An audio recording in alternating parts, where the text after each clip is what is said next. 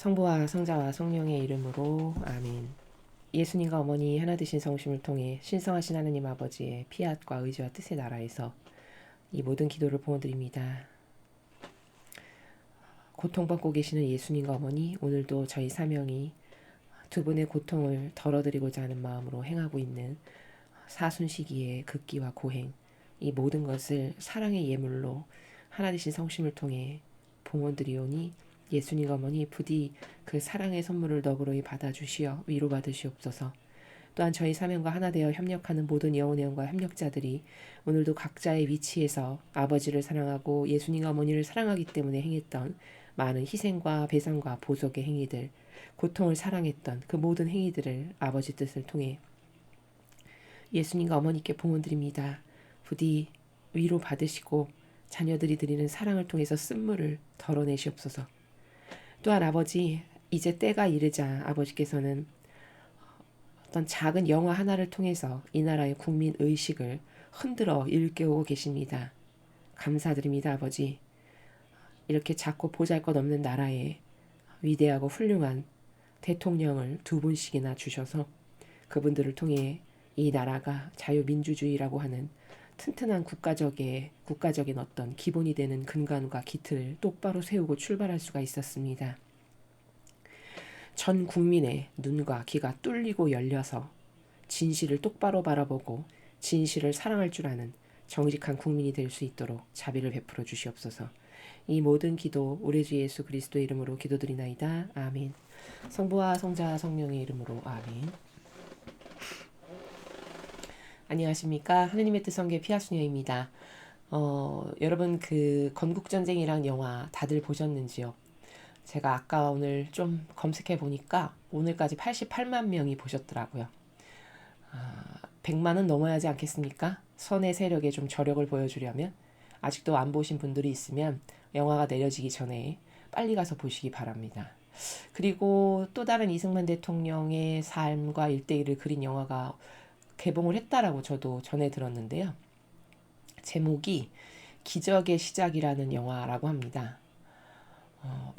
오늘 보니까 굉장히 관객이 별로 들지 않고 있더라고요. 아마 잘 모르셔서 그런 것 같은데 그 기적의 시작이라는 영화도 여러분들이 반드시 영화관에 가셔서 여러분 혼자 가지 마시고 주변에 동료하고 격려해서 같이 가십시오. 그리고 어린 자녀들, 젊은이들 다 격려하고 독려해서 함께 가셔서요.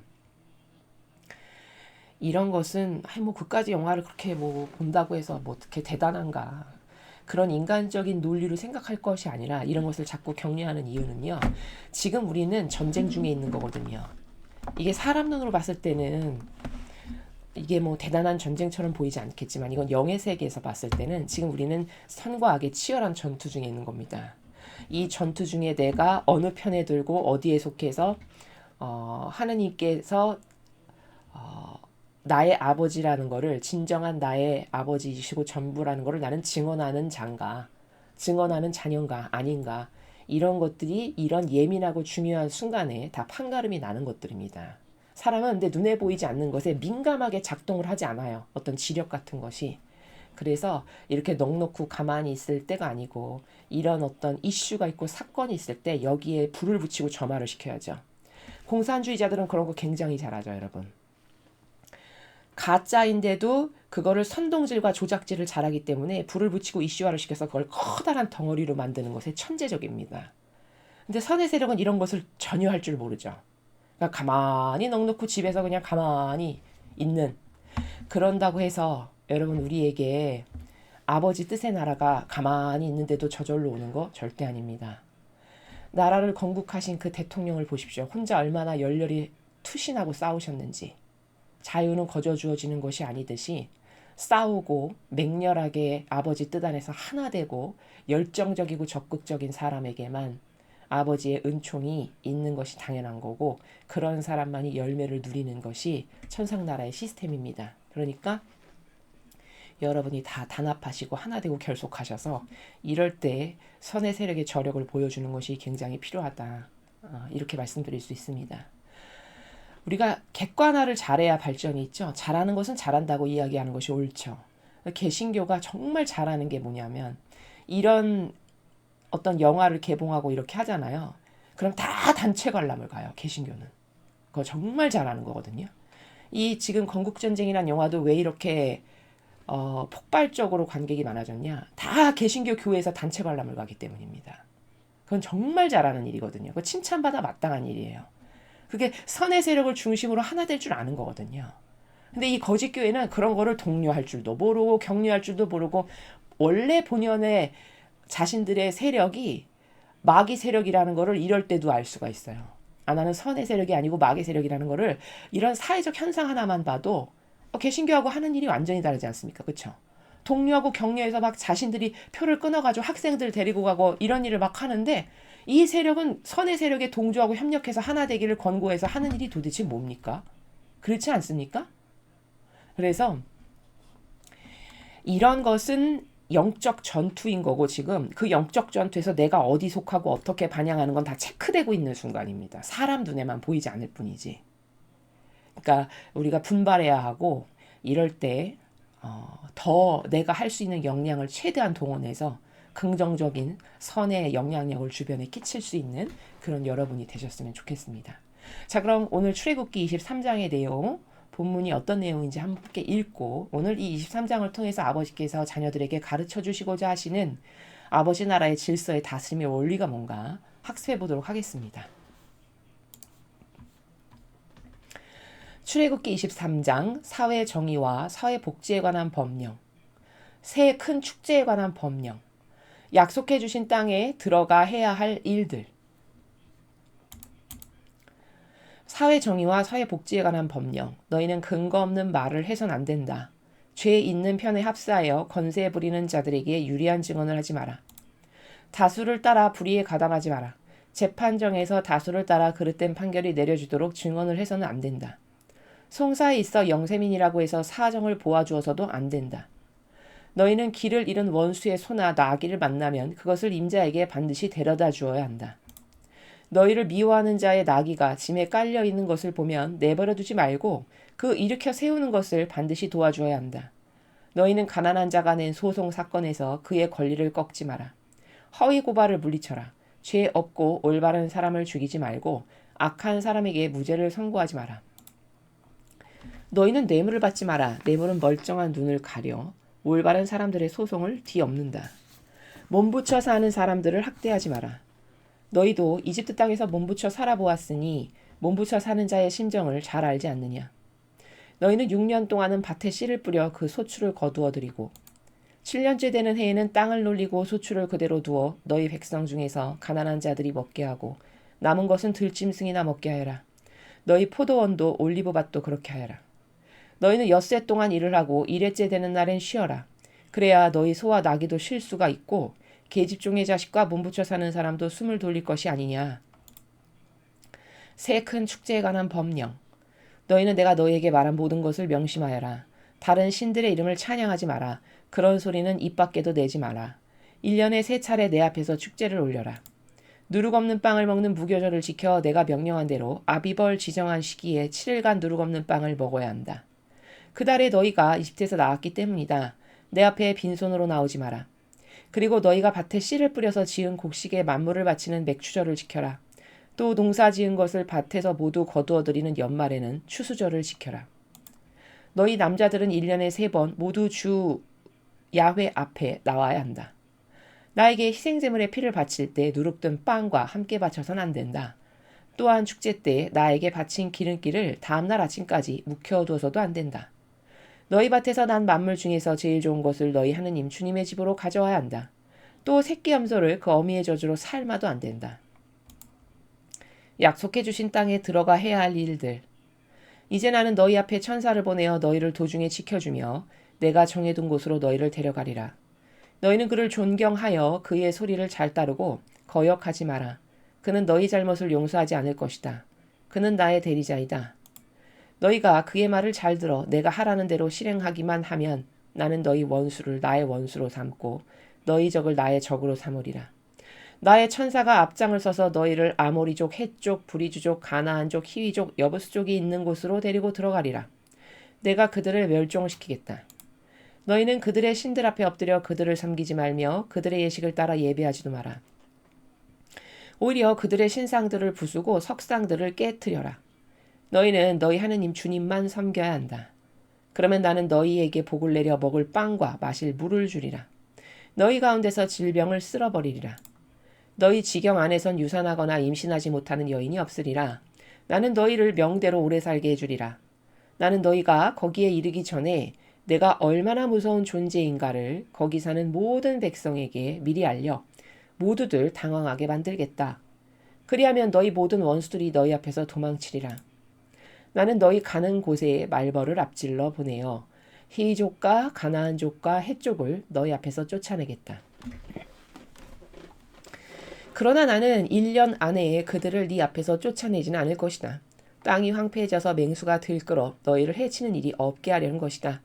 너희가 번성하여 그 땅을 다 차지할 때까지 두고두고 나는 그들을 너희 앞에서 쫓아내리라. 나는 너희 땅의 경계를 홍해에서 블레셋 앞바다까지 이 사막에서 유프라테스 강까지로 정하고 그 안에 사는 주민들을 너희 손에 넘겨주리라. 너희가 그들을 너희 앞에서 쫓아내리라. 너희는 그들이나 그들의 신들과 계약을 맺지 마라. 그들로 하여금 너희 땅에는 발도 붙이지 못하게 하여라. 그렇게 하지 않으면 너희가 그들의 유혹에 빠져 그들의 신들을 섬기며 나에게 죄를 지을 것이다. 주님의 말씀입니다. 하느님 감사합니다. 지금 읽은 오늘 23장의 내용도 우리가 지난 시간에 그 하느님의 그 여러 가지 다양한 법령들, 이제 큰 뼈대는 10개의 계명인데 그 10개의 계명이 주로 주된 어떤 큰 원리라고 한다면 그 원리 하나만 가지고는 일상생활에서 살면서 자잘한 문제거리에 이 백성들이 봉착했을 때 그 자잘한 문제에서 이건 어떻게 처리해야 되지? 이런 것을 잘 모르겠죠. 그러니까 그 중심이 되는 원리를 굳건히 세우신 다음에 그 다음에 거기에서 파생된 다양한 송사들에 있어서 이러한 송사들은 어떻게 처리하는 것이 하느님 법에 합당하고 타당하고 올바른 건가? 라는 것을 지금 하나하나 아주 자세하게 아버지께서 가르쳐 주시는 그런 내용입니다. 그래서 우리가 지난 시간에도 뭐 손해배상에 관한 거, 처녀를 범하였을 때 처리해야 되는 어떤 기준이라든가 혹은 뭐 살인에 대한 것, 살인죄에 대한 것 이런 것을 다 하나씩 가르쳐 주셨죠. 그래서 아버지의 법을 이렇게 보면은 오늘도 이제 우리가 학습을 할 텐데요. 주로 정의에 대해서 말씀을 하세요. 그리고 그 정의를 인정하고 받아들여. 예를 들어. 그러면 그때 자비가 나가는 이런 시스템이에요. 하느님의 법은. 제가 도구를 그려가지고 다음에 설명을 드리면 더 여러분이 눈에 이렇게 도구가 들어오시니까 더 이해가 잘 되실 텐데 하느님 법의 특징은 뭐냐면요. 여러분. 진리와 정의와 자비예요. 세 가지의 속성으로 구성되어 있어요. 하느님의 사랑이라는 거는. 근데 거기서 그 세 가지 속성인 진리와 정의와 자비 중에서 첫 번째로 우선시되는 게 뭐냐? 진리예요. 왜냐하면 진리는 따를 기준을 가르쳐 주는 겁니다. 기준. 세상의 모든 사람이 기준이 없죠. 진리 모르면 기준 없이 살 수밖에 없거든요. 기준은 오로지 뭐냐? 자기 기분, 자기 정서, 자기 감성이에요. 모든 사람이 다 그래요. 진리 모르는 모든 사람이. 그렇죠? 그렇게 살면 하느님 백성이 될 수가 없어요. 자녀가 될 수 없어요. 그렇게 계속 살죠. 천상나라엔 절대 못 가요. 왜 못 가는지 제가 이 앞 시간에서 말씀드렸죠. 하느님하고 속성이 다르기 때문에 이질적으로 다른 것을 거기다가 절대 가져다 놓으시지 않아요. 아버지는. 우리도 세상에서 나하고 맞는 사람하고 친구도 하고 뭐 동료로서도 지내고 그러죠. 천상도 마찬가지입니다. 그러므로 이 아버지 법하고 이질적인 사고방식이 나에게 있다. 그러면 천상에 가기에는 애로사항이 많아요. 특히 높은 곳에 가고 싶다. 아버지랑 가까이 뵙고 매일매일 아버지를 이렇게 바라보면서 극치의 행복을 누리는 그런 나라에 가고 싶다. 피아세 자녀가 되고 싶다. 근데 아버지 사고방식과 다르다. 그럼 절대 못 가요. 이해가 되십니까? 그럼 그런 관점에서 봤을 때 세상 사람은 지금 이 아까운 시간을 엄한 데다 쓰면서 허송세월하고 다 낭비하고 있는 거예요. 이걸 배우고 이 정신이 내 정신이 되게 하고 이 법칙대로 살아야 되고 지금 이러기에도 아까운 시간이고 이러기에도 촉박하거든요. 그렇지 않습니까? 우리가 언제 죽을지 모르잖아요. 나에게 앞으로 시간이 20년 남았는지 10년 남았는지 당장 내일 모레 죽을지 우리는 아무도 모르는 존재이지 않습니까? 앞을 모르는. 근데 저렇게 허송세월하고 이상한 빨갱이 공산주의에게나 동조하고 협력하다가 만약에 내일 모레 죽었다. 어떻게 될까요? 그 영혼. 그러면 죽고 나면 차원이 다 열리기 때문에 다 볼 수 있거든요. 한평생 자기가 기껏 한 게 마귀 편 만들고 마귀랑 하나 되다 죽었네? 이게 자기가 죽고 나서 가서 자기의 존재적 가치가 이뤄놓은 게 뭔가를 해결해야 되는 순간이라면 얼마나 비참할까요? 그렇죠. 아버지의 질서는요. 먼저 진리가 첫 번째예요. 딸을 기준과 규칙을 알려주세요. 그리고 이 규칙에 근거하여 정의가 있으세요. 아버지는. 그래서 이 규칙과 다른 것을 추구하잖아요. 그럼 징계가 떨어져요. 그래서 이스라엘 백성이 다 죽고 막 광야에서 40년을 헤매고 이게 뭐냐? 아버지가 분명히 그 규칙을 가르쳐 주셨거든요. 진리를 10개의 조항으로. 너네 이렇게 이렇게 살아라. 이렇게 이렇게 따라라. 이렇게 이렇게 하면 내가 복 줄게. 이렇게 말씀하셨어요. 그러면 목숨을 걸고 아버지가 주신 규칙 10개만 나의 전부로 여기고 살아야지. 이렇게 단순하고 심플하고 순수하게 살았으면 좋았을 건데 그 아버지가 주신 10개의 법칙을 이들이 따르지 않았어요. 그러니까 정의가 내려치는 거예요. 아버지 사랑은 이래요. 그리고 백성이 정의가 내려치니까 아이고 잘못했습니다. 하나님 용서해 주세요. 다시는 안 그럴게요. 몰랐습니다. 이렇게 하고 회개를 해. 그러면 그때서야 자비가 나가는. 이게 아버지 사랑의 준엄하신 원리예요. 아버지 다스림에. 근데 적그리스도의 거짓 교회는요.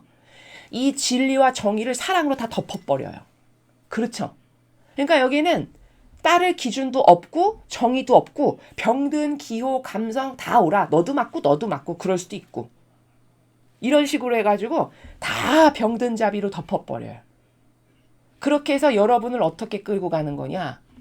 선과 악의 분별을 할 수 없는 존재로 만들고자 하는 게 사탄의 궁극적 목표예요. 그러니까 허구날 맨날 자비만 말하는 거예요. 여러분, 하나님의 자비는 그런 게 아닙니다. 사탄의 의도가 뭔지를 일반인이 볼 수 있냐? 절대 볼 수가 없어요. 성경을 모르고 진리를 모르니까. 근데 성경을 배우면요. 여러분의 영혼이 점점 풍성해지는 게 뭐냐면 하나님은 이렇게 하셨는데 저 사람은 하나님의 이런 법칙하고는 다른데 이게 점점 보이게 돼요. 하나님은 이렇게 백성을 다스리시고 자식도 이렇게 훈계하시고 하나님은 모든 면에서 이렇게 하시는데 이 법칙하고 다르잖아. 이게 보이게 됩니다. 그래서 진리를 공부해야 된다고 계속 권고드리는 거예요. 그러면 여러분이 진리를 따르는 백성이 되죠. 그럼 하나님의 복은 자동으로 와요. 왜? 아버지의 법을 따르는 백성이니까 복을 주실 수밖에요. 그렇지 않습니까? 그러니까 진리를 배우게 되면 그냥 축복과 이런 것은 자동으로 곁들여서 동반돼서 받게 되는 거예요. 왜냐면 내가 아버지 뜻 안에서 살길 원할 거고 그 아버지 것만을 따르기를 내가 원하고 실제로 그렇게 자꾸 살려고 노력을 할 거니까 그 예쁜 자식에게 어떻게 복을 안 주시겠어요. 근데 가톨릭 신자는 거꾸로 살아요. 주세요. 자기는 자기 뜻으로 맨날 역겹게 살면서 그냥 주세요. 그러면 주시고 싶지만 자식이니까 당연히 주고 싶으시겠죠. 우리도 아무리 못난 자식이어도 자식에겐 다 너그럽게 대하시죠, 부모님들. 그러니까 하느님은 더 하시겠죠. 주시고는 싶은데 인간의 부모와 하느님하고의 차이가 뭐냐면 인간의 부모는요. 제가 내 뜻을 따르지도 않고 나랑 하나 되지도 않았지만 그냥 줘요. 불쌍하네 이러면서. 근데 하느님은 그렇게 절대 안 하세요. 나와 다르죠? 하느님은 선인데 선하고 다른 악이 차지한 게 그 영혼에게 있죠. 그럼 주고 싶어도 그 영혼에게 주실 수가 없는 게 천상의 공정한 시스템이란 말이죠. 이해되십니까? 그러니까 복 받는 법이 있는 거거든요. 축복도 받는 법이 있는 거예요. 그럼 이런 거를 가르쳐 줘야 되는 거거든요. 어떻게 하면 축복을 받을 건가? 아니 축복받는 걸 싫어할 사람이 어디 있겠습니까? 그러면 신자들이 그렇게 갈망을 하는데 어떻게 하면 하느님의 은총과 축복을 받을 수 있는 건가? 이런 것이 정비되면 하느님께서 나에게 부족한 것은 다 채워주시고 은총을 주실 수밖에 없다. 왜? 내가 은총받을 수밖에 없는 위치에 나라에 가서 살아가고 있으니까. 그렇죠. 이렇게 순서가 있는 거고 순리가 있는 거고 규칙이 있는 거고 원리가 있는 거거든요. 근데 생전과야 진리를 안 가르치죠. 거짓 교회에서. 그러니까 엄한 노력을 하고 에너지를 다 낭비하는 거예요. 이해되십니까? 이게 얼마나 안타까운 현실입니까? 여러분 이거 잘 생각해 보세요. 여러분이 하느님의 자녀시잖아요. 그러면 자녀는요, 아버지에게 아버지가 주시고자 하시는 사랑을 받을 권리가 있나요, 없나요? 권리가 있는 거예요, 여러분. 여러분의 자녀는 부모이신 여러분에게 사랑을 받을 권리와 자격이 있는 겁니다. 요구할 권리가 있어요. 자녀는 부모에게 사랑을 주세요, 이렇게. 근데 이 가톨릭 신자들은 하느님께로부터 사랑받을 권리가 있다는 것조차도 모릅니다. 그렇지 않나요? 대다수의 사람은 잘 몰라요. 그저 하느님에 대해서 아는 게 없고 거의 그저 갈급할 때 막 졸라가지고 찔끔 뭐 하나 얻어내면 숨통을 틔워가지고 하느님이 나를 사랑하시는구나 이렇게 해서 얻게 되는 체험들 있죠. 그게 다예요. 그러면 하느님은 그렇게 자녀들이 갈급하고 원하고 갈망하는데 거기에 더 많은 걸 주고 싶으시겠죠. 세상의 부모도 그럴진데. 근데 줄 수 없는 악의 환경에 노출되어 있고 그 처지에 놓여 있는 걸 보면 아버지 입장에서 그 자녀가 얼마나 안타깝겠습니까? 입장을 바꿔서 우리가 생각한다면 악으로 점철된 인간인 우리도 내 자식이 그냥 고통 가운데 저렇게 방황을 하면서 올바른 길을 못 찾아가지고 저러고 있으면 그게 안타깝고 불쌍해서라도 내 자식에게 자꾸 사랑을 주고 거기서 꺼내주려고 하는 노력을 하지 않습니까? 그럼 하느님은 어떠시겠냐고요. 근데 문제는 하느님이 주시고 싶어도 아버지께 이렇게 반향을 하고 가까이 다가오고 뭔가를 받을 수 있는 위치에 자꾸 가려고 하는 어떤 그런 올바른 노력이 보이고 이런 게 있어야 되는데 그런 게 일체 전무하니까 아무리 갈급한 게 있고 고통으로 점철되고 뭐가 아버지께서 도와주시고 싶어도 도와주실 수 없는 상태. 이게 거의 대다수의 신앙인의 현재 처해 있는 영적인 상태고 위치라는 겁니다. 이해가 잘 되시는지 모르겠습니다. 그래서 우리는 이런 내용을 이런 챕터를 배울 때 하느님의 질서는 이러하시구나. 아버지는 이런 질서의 나라에서 우리를 사랑하시는구나. 그럼 나도 그 질서가 내 질서로 받아들여서 그 질서에 순명하면서 살아야지. 이걸 자꾸 배우시는 거예요. 그러면 기존에 내가 오늘도 이 질서를 배울 건데 이 질서에 반하는 막연한 이상한 마귀적인 사고방식이 내 안에 있을까요? 없을까요? 당연히 있어요. 사람에게는. 왜냐? 아담과 하와로부터 이미 죄악이 접목됐죠. 게다가 내가 살면서 내 부모와 조상이 가지고 있는 이상한 경향이 나에게 배어들어온 게 있죠. 게다가 사회생활을 하면 이 사람 저 사람 만나고 학교도 가고 학생들은 그렇죠. 그럼 그 학교에서 전교조 이상한 선생님이 또 얼마나 많은 걸 가르쳐놨겠어요. 교회에 가죠. 교회에 올바르게 진리 가르치나요? 거기도 또한 똑같은 공산주의가 종교인인 것처럼 탈을 쓰고서는 착한 표양으로 또 이상한 거 또 주입하죠. 그럼 이 사고방식 안에 얼마나 착각과 오해와 망상과 부작용으로 가득하겠습니까? 정말 안타깝죠. 그렇죠? 그럼 그것을 이런 진리를 배워서 씻어내고 버리고 없애고 저 좀 도와주세요. 주님 진리의 빛이 더도 많아지게 해주세요. 이런 것을 갈망하면 여러분의 갈망이 옳죠. 그럼 하나님은 그 갈망의 근거에서 도와주신다는 겁니다. 이해되셨죠? 이러면서 내가 수준 높은 차원의 세계로 자꾸 정신세계가 업그레이드 이렇게 되는 거예요. 이해되십니까? 그래서 이런 거를 딱 듣는데 어떤 이질감 드는 이상한 것이 있다. 그럼 첫 번째로 뭘 알아야 되냐? 아, 나는 지금 병든 상태지. 왜? 제가 지금 설명했잖아요. 왜 병들 수밖에 없는 시스템적 환경이 지금 우리가 어디에 노출돼서 살아가고 있는지를. 본인을 믿는다. 불행의 시작이에요. 본인의 사고방식에 근거해서 뭐를 주장한다. 이거는 악이에요. 악. 사탄이에요. 사탄. 그 자체가. 최소 정직하여 나는 죄악이고 죄악의 인간이고 죄악으로 점철된 사람이니까 나는 내 것은 안 믿어. 최소 이런 양심이 있다. 그런 사람은 복을 받을 수 있어요. 하느님께서 그 영혼 안에서 역사하셔서 뭔가를 하실 수 있어요. 근데 진리의 진짜도 모르는데 자기가 믿고 맹종하고 맹신하는 게 엄청 옳다라고 착각 속에 살아가는 사람들 엄청 많거든요. 그러면서 또 그거를 가져가서 남에게 지적질하고 가르쳐. 진리의 진짜도 모르는데. 이런 사람은요. 거기 희망이나 비전 없어요. 본인이 정직해져서 낮은 자리로 가서 나는 아무것도 모르는 죄인입니다. 이런 기본의 양심조차도 정비되어 있지 않다. 하느님은 그런 사람에게 뭘 주실 수가 없어요. 인간하고 다르세요. 이해되십니까? 그러니까 이런 지금 제가 몇 가지의 키포인트 같은 핵심적인 걸 뽑아서 말씀을 드린 거거든요. 어떻게 해야 복을 받는지, 축복을 받을 수 있는지, 어떻게 해야 하느님께서 더 나를 사랑하실 수밖에 없는 존재가 내가 될 수 있는지, 이런 거를 지금 포인트를 몇 가지를 말씀드렸어요. 그냥 관통하는 원리는 쉬워요. 하나예요. 하느님의 정신, 하느님의 법이 내 것이 되게 하는 거. 그러려면 내 걸 다 부인하고 버려야 되잖아요. 사실적으로 버리는 걸 말하는 거예요. 제가 말하는 건. 많은 사람은 또 이런 착각을 해요. 아, 그래, 옳지 하고 실제적으로는 다 자기 걸 따르거든요. 본인의 일상생활에서는. 근데 어떻게 착각하냐면 어떤 좋은 걸 들었잖아요. 그럼 내가 마치 그 사람이 된 것처럼 착각해요. 절대 그렇지 않아요. 실제 생활에서 내가 희생을 자발적으로 하고 있고, 이렇게 열매 있죠. 굵직굵직한 열매. 내가 저 사람을 위해서 고통을 기꺼이 기쁜 마음으로 감수하는 게 있고, 이런 굵직굵직한 사실적인 열매들 가운데 살아가는 사람이 진짜 하느님의 진리 가운데 살아가는 거지, 입으로만 좋네, 알렐루야, 아멘 이렇게 하고 일상생활에서는 늘 자기 뜻이 앞서가는 나라에서 산다. 그건 본인이 착각하는 거지. 지금 본인은 하느님의 은총으로, 사랑으로 주님의 천상나라에 피아세 자녀로서 가기에는 애로사항이 너무너무 많은 거예요. 거기 감히 영감생신 사실 갈 수도 없어요. 그런 사고방식으로는. 이해가 되십니까? 그래서 아버지의 사랑은 진리가 가장 우선시되고, 그럼 그 진리라는 건 따를 규칙과 질서를 주세요. 하느님은.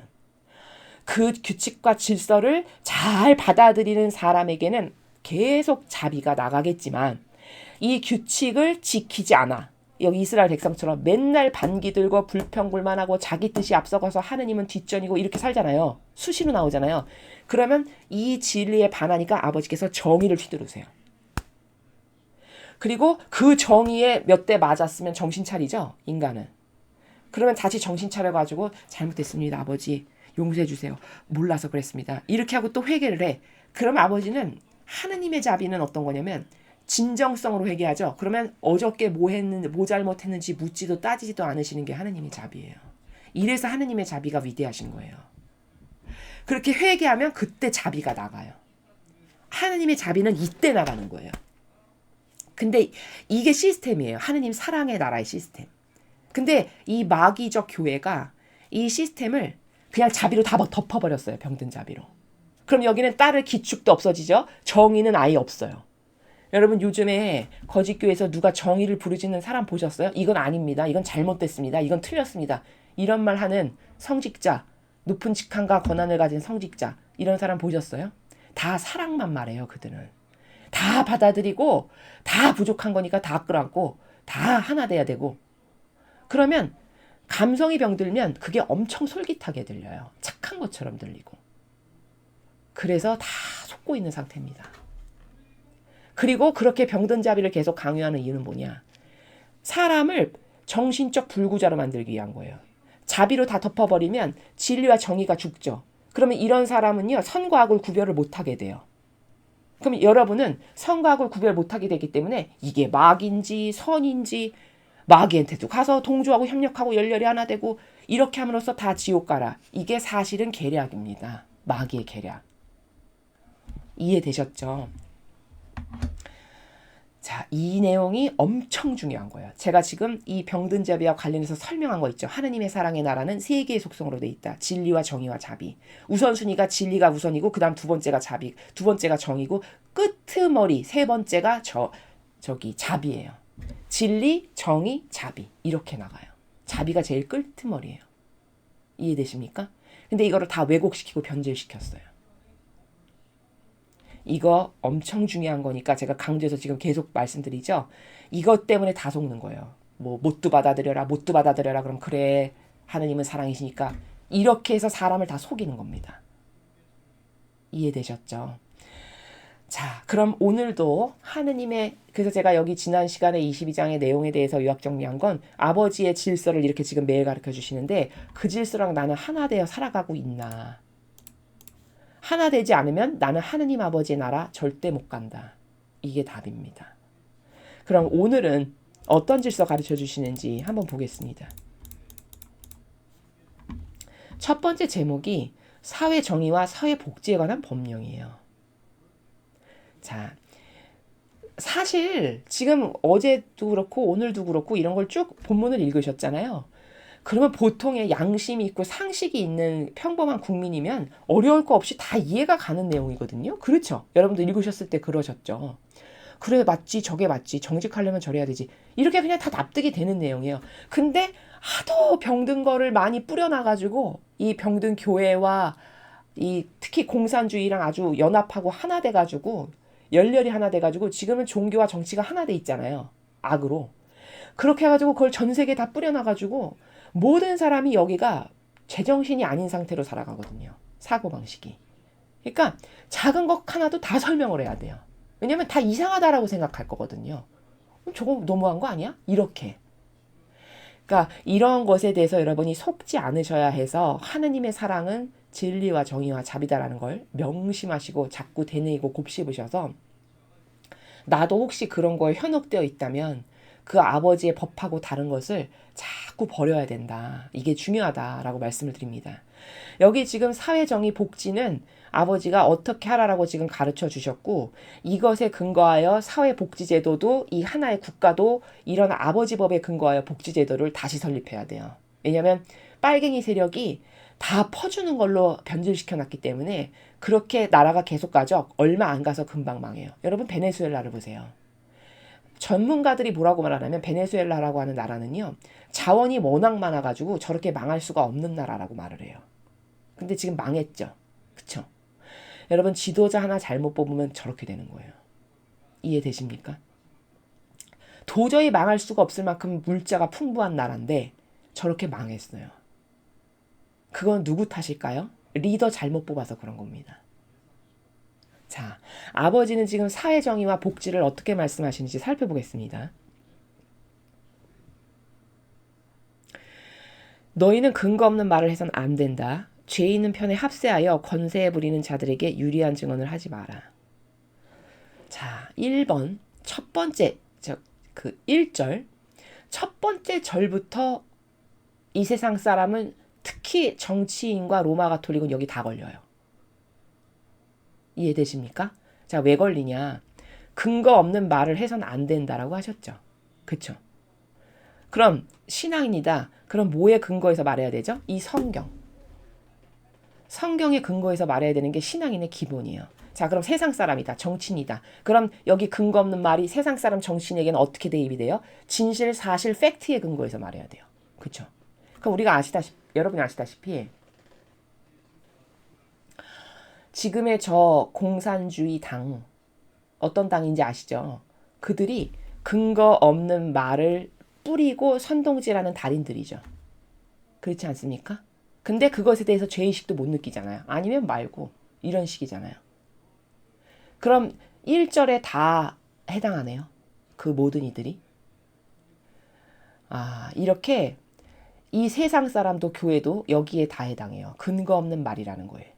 그것을 해선 안 된다고 하셨어요. 그럼 신앙인이면 근거 없는 말이 성경에 근거하진 거 절대 말도 생각도 하지 않아야 되는 거고 이게 만약에 진리를 모르는 신앙인이 아니다. 그러면 세상 사람은 최소 진실과 사실과 팩트와 증거가 있는 것만 말해야 되는 거예요. 그럼 여러분 생각해 보세요. 이 앞정권이 박 대통령께서 나중에 다 조사해 보니까 죄도 하나도 없는데 감옥부터 가두고 시작했죠. 그럼 근거 없는 말을 해서도 안 된다고 그랬는데 말만 해도 지금 지옥 갈 판인데 남에게 프레임을 거짓으로 씌워가지고 죄 없는 사람을 무고하게 감옥까지 보냈습니다. 그 죄를 다 어떻게 받을까요? 그렇죠. 이런 것을 무서워할 줄 모른다. 그럼 본인이 지금 불감증에 걸려 있어서 그런 거예요. 아버지 말씀은요. 진실이고 사실이고 팩트이기 때문에 한 번 뱉어서 말씀하셨죠.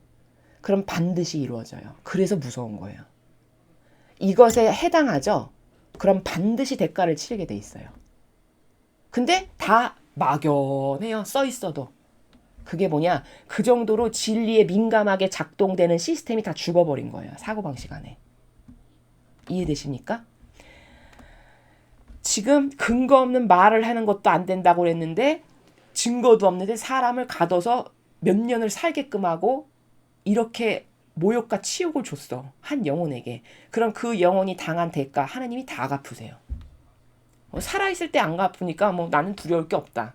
그건 그들의 생각이겠지만 죽고 나서 다 갚고 받게 되어 있어요. 근거 없는 말을 해서 안 된다. 그 다음 죄 있는 편에 합세하여 권세 부리는 자들에게 유리한 증언을 하지 마라. 자, 그때 박 대통령이 감옥에 갇히실 때 다 아무도 정의의 편에 쓴 사람 없었습니다. 다 거짓말하고 타협하고, 그렇죠? 그러면 어떻게 될까요? 이 권세 부리는 자들에게 유리한 증언을 하지 말라라고 하셨는데 다 볼 것도 없이 다 좋은데 가기는 틀린 거죠. 지옥 가겠지, 지옥. 아주 잘 가봐야 연옥을 가거나, 그쵸? 우리가 그렇게 뭐 정확하게 어디를 간다고는 단정할 수 없겠지만 반드시 천국에는 못 가겠죠. 여기에 해당하니까. 이해되십니까? 그러면 1절을 봤을 때 여기서 알아야 되는 건 뭐냐? 관점이 하나 여기서 생겨야 되는 건 뭐냐? 타협하는 게 죄라는 걸 인간이 깨닫는가라는 거예요. 깨달을까요? 과연? 절대 못 깨닫는다고 저는 거의 대다수는 못 깨달을 거라고 저는 생각해요. 타협하는 게 엄청나게 무서운 죄다. 즉 타협은 변질된 거고요. 마귀랑 하나 된 거예요. 그럼 뱀에게 동조하고 맹신하는 게 다 타협이에요. 이해되셨죠? 자신을 위한 것을 행하는데도 동조하고 타협함으로써 자신을 위한 것을 교묘하게 행해요. 이 시대 사람은 더 해요. 그쵸? 근데 그들이 나는 지금 마귀 세력과 동조하고 타협하니까 나는 지옥 가겠구나 이런 생각이 있냐? 없다는 거죠. 더 오죽하면 요즘 시대는요 얼마나 사탄으로 가득하냐면 타협해서 내가 이득을 차렸잖아요. 그럼 나는 지혜로워, 슬기로워 이렇게 생각합니다. 이러니까 하느님 나라에 갈 사람이 별로 없는 거예요. 사실적으로. 다 이렇게 걸러질 거거든요. 이거 아버지가 주신 법령에 지금 다 해당하는 거거든요. 그리고 동조와 협력도 수준이 다 다르죠. 동조와 협력도 0, 1, 2, 3, 4, 만 개의 단계까지, 억만 개의 단계까지 다 다르겠죠. 그렇죠? 그러면 동조하고 협력하는 것도 수준에 따라서 아버지는 얘는 뱀에게 얼마큼 협력하고 동조했냐 무게를 다 달아서 지옥에 너는 어디, 너는 여기 어디, 너는 여기 어디 이렇게 보내시게 되는 이런 차원의 나라라는 거죠. 다수를 따라 불의에 가담하지 마라. 재판정에서 다수를 따라 그릇된 판결이 내려주도록 증언해서는 안 된다. 자, 다수를 따라 불의에 가담하지 마라. 2절의 첫 번째 문장 여기도 다 해당합니다. 누가 해당하냐? 다수를 따라 불의에 가담.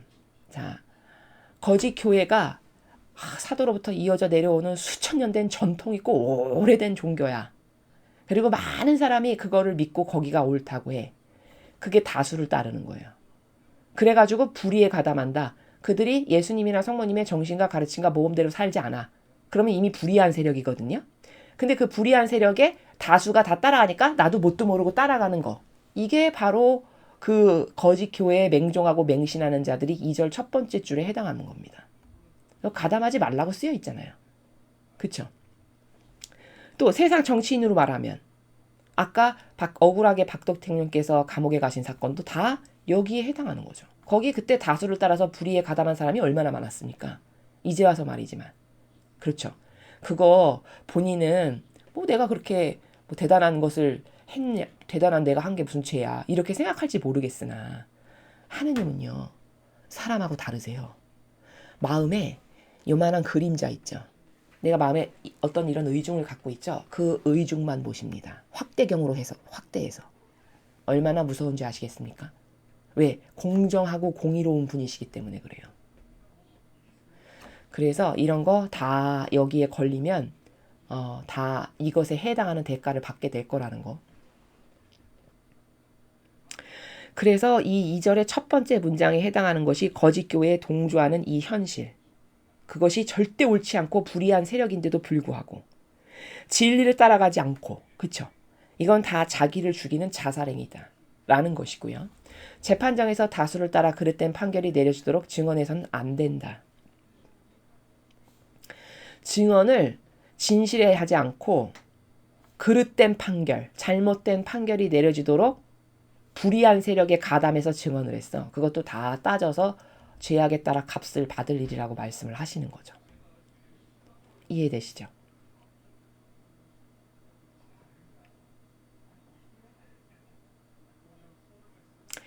3절 송사에 있어.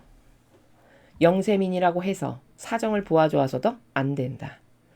자, 어떤 시시비비를 가리는 데 있어가지고 영세민이라고 해서 사정을 보아주어서는 안 된다. 그러니까 돈이 많은 권세가와 세력가에게 형편을 보아줘도 안 되겠지만 영세하다라고 해서 너도 특별 대우를 해준다라는 것은 옳지 않다는 거예요. 맞는 거죠. 공정과 정의죠. 너희는 길을 잃은 원수의 소나 나귀를 만나면 그것을 임자에게 반드시 데려다 줘야 한다. 원수의 소라고 했어요. 원수. 이 원수는 나와 하나 되지 않은 사람을 뜻하는 거예요. 이해되십니까? 나와 하나 되지 않은 사람. 그 사람의 소가, 나귀가 길을 잃고 떠돌고 있어. 근데 내가 그걸 봤어. 그러면 그가 나와 하나 되지 않은 사람의 소나 나귀라 해도 반드시 임자에게 갖다 줘라. 그러니까 4절의 말씀은 사사로운 감정을 따르지 말아라. 너는 늘 진실하고 사실적인 것만 추구하고 양심에 근거해서 행동하고 이렇게 해야지 사사로운 감정을 따라서 살면 안 된다. 이런 말씀이죠. 너희를 미워하는 자의 나귀가 짐에 깔려있는 것을 보면 내버려 두지 말고 그 일으켜 세우는 것을 반드시 도와줘야 된다. 자, 이것도 4절과 같은 맥락이죠. 같은 관점입니다. 나귀가 짐에게 깔렸어. 그러면 내가 가서 의인으로서 설령 나를 미워하는 자의 나귀니까 안 해줘도 그만이야. 내가 왜 굳이 저런 걸 해줘야 돼? 세상 사람은 다 그렇게 생각할 거예요. 거의. 그러지 말고 네가 의인으로서 이 나귀가 깔려있을 때 가서 도와줘가지고 이 나귀를 도와주라는 건 사실 왜냐면 이게 창조된 만물, 하느님이 주신 생명체잖아요. 그러니까 그 생명체를 존귀하게 여겨가지고 이 나귀가 죽지 않게끔 너도 거기에 가서 일조를 해라. 이런 말씀인 거거든요.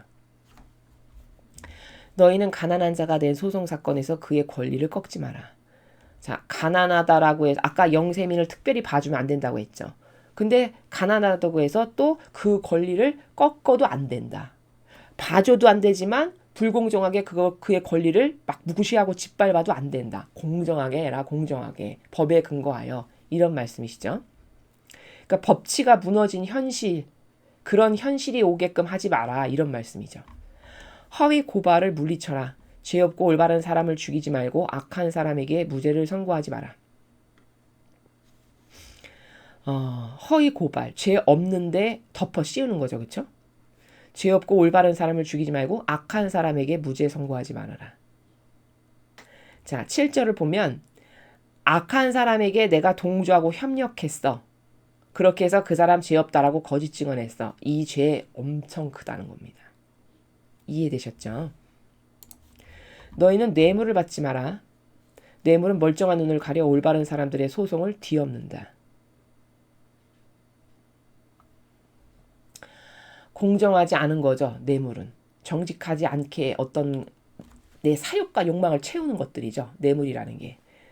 그렇게 하면 내가 만약에 뇌물을 받으면 그 사람을 봐줄 수밖에 없죠. 그 약점이 되고 꼬투리가 되는 거죠. 내가 그것을 받음으로써.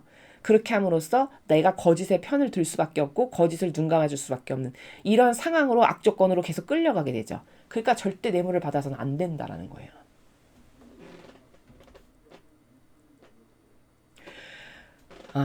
그 다음에 몸부쳐 사는 사람들을 학대하지 말라. 너희도 이집트 땅에서 몸부쳐 살아보았으니 몸부쳐 사는 자의 심정을 잘 알지 않느냐. 자, 이렇게 말씀하셨어요. 자, 이거는 이거야말로 사랑의 정신이에요. 9절이야말로. 사랑을 그렇게 아무 때나 병든자비로 다 진리와 정의를 덮어버려서 아무 때나 휘두르는 게 아니고요. 사랑은 이럴 때 쓰는 거예요. 9절과 같은 상황에. 어떨 때? 몸부쳐 사는 사람은 한계에 부닥친 사람이거든요. 어제 우리가 배웠던 거에서 고아와 과부 이렇게 지칭하시죠. 대명사격으로. 그 고아와 과부의 공통점이 뭡니까? 다른 사람의 도움을 필요로 할 수밖에 없는 처지에 놓인 사람들을 고아와 과부라는 대명사로 말씀하시는 거예요. 고아, 돌보지 않으면 죽을 수밖에 없죠. 당장 부모가 밥을 먹여줘야만 살 수 있는 어린 생명이잖아요. 그렇죠? 그러니 사람이 돌봐주지 않으면 죽을 수밖에요. 과부는 비록 어른이지만 이 시절의 과부는요. 남편이 죽었다는 건요. 여성에게 엄청난 치명적인 약점이면서 동시에 살아갈 수 없을 만큼 힘든 상황에 처해 있는 거예요. 왜냐면 집안의 남자가 모든 걸 다 결정하고 재산도 간수하고 뭐 이렇게 해야 되는데 아무것도 모르는 유일성의 여성 혼자 덩그러니 남았다라는 것 자체가 그 혼자로서 도저히 세상을 뚫고 이 험난한 세상을 뚫고 살아갈 수 없는 존재임을 말씀하시는 거거든요. 그런 사람에게는 자비를 베풀어야 된다는 거죠. 당연히. 여기도 몸부쳐 사는 사람을 학대하지 말라는 건 몸부쳐 살 만큼 이 사람이 가진 게 없고 가난하고 아주 최악의 상황에 봉착한 사람이잖아요. 그런 사람에게는 자비를 베풀라는 거예요. 오히려 학대하면 내가 너희들을 가만 안 둔다. 어제 말씀에서는 그렇게 말씀하셨잖아요. 그렇죠? 즉 구절을 보면은 사랑의 정신을 말씀하시는 건데 요 구절의 요 사랑의 나라와 제가 앞에 서두에서 말씀드렸던 병든 기호의 사랑은 완전히 다른 거예요. 이 구절이 하느님의 진짜 사랑이고요. 이 거짓 교회가 퍼뜨려가지고 모든 사람을 지금 마치 마약에 취한 환자인 것처럼 해롱두면서 병든 사랑에 취하게 만든 그 사랑은 완전히 결이 달라요. 이해되십니까? 그 병든 사랑은요. 어떻게 병들었냐면요. 젊은이가 사지육신이 멀쩡한데도 집에서 일하기 싫어서 띵까띵까 놀면서 있어도 나라에서 돈 주는 걸로 받아 먹어야지. 그렇게 해서 내가 살아야지. 그리고 만약에 돈을 안 줬어. 그럼 이거 못 살 나라 아니야? 이러고 데모하는.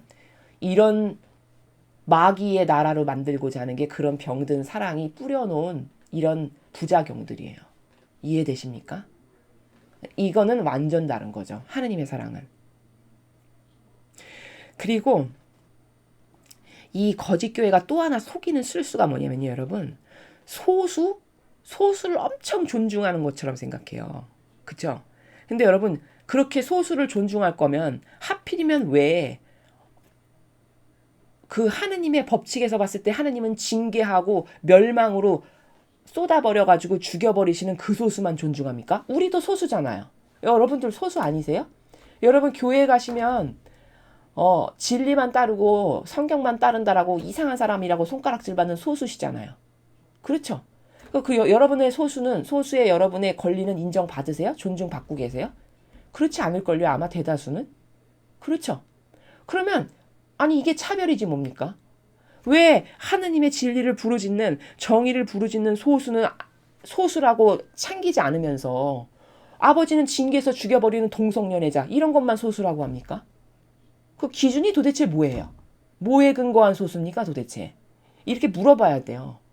마귀들은 다 성경에 근거하지 않기 때문에요. 감성주의자들만 마귀를 좋아해요. 근데 정의가 있는 진리를 사랑하는 사람들은요. 그 감성주의자, 그 거짓 교회의 병든 자비를 열렬히 환호하는 그 사람들하고 절대 하나 될 수 없어요. 사고방식 자체가 달라요. 이해되십니까? 그러면 이렇게 물어보고 따져야 돼요. 아니 그렇게 대근 소수를 존중한다면 주님의 정의를 부르짖는 우리 소수도 존중해줘야지. 왜 우리 소수는 무시하고 짓밟고 깔아뭉개면서 왜 하느님이 벌하신 동성애자 소수만 존중합니까? 이런 질문 할 수 있는 지력이 있습니까? 이 로마 가톨릭에 있나요? 없잖아요. 그렇죠. 여러분이 그런 걸 하시라는 거죠.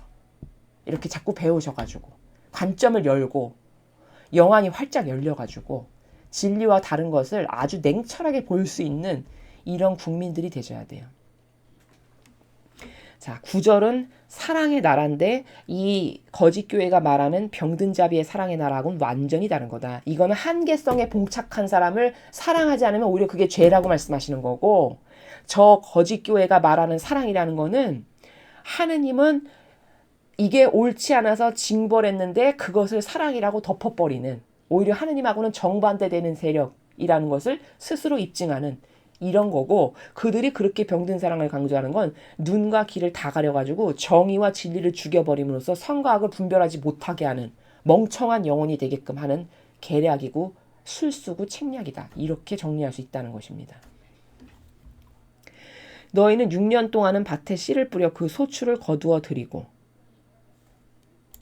7년째 되는 애는 땅을 놀리고 소출을 그대로 두어 너희 백성 중에서 가난한 자들이 먹게 하고 남은 것은 들짐승이나 먹게 해라. 너희 포도원도 올리밭도 그렇게 하라.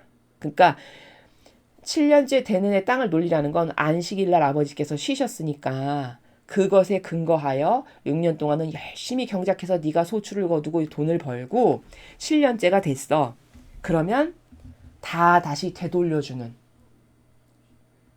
다 원래의 창조된 만물을 존중해가지고 그 창조된 만물 중에 좀 못한 것도 있고 가련한 것도 있고 가난한 것도 있고 이렇게 다 다르잖아요, 형편이. 그럼 좀 못하고 가난하고 가련한 것들도 여기 와서 먹음으로써 그들이 다시 생명을 영위할 수 있게 하는 이런 것으로 되돌리는 것을 너도 동참해라, 그런 말씀이죠. 이런 게 진정한 사랑입니다. 이런 11절과 같은 내용이. 너희는 엿새 동안 일을 하고 일일째 되는 날엔 쉬어라. 그래야 너희 소와 나귀도 쉴 수가 있고 계집종의 자식과 몸붙여 사는 사람도 숨을 돌릴 것이 아니냐. 자, 여기는 쉬어라, 안식일에는 쉬어라, 그 말씀이죠, 12절이. 근데 쉬어라를 제가 앞에서 설명했죠. 이거는 꼭 노동 안 하고 쉬어라 라는 의미보다는, 물론 그런 의미도 이 시절에는 포함이 되어 있었으나 지금의 우리가 해석했을 때는 6일 동안 그냥 생업에 종사하느라 그냥 허덕이고 바쁘고 늘 급급하게 살았잖아요, 우리 현대인도.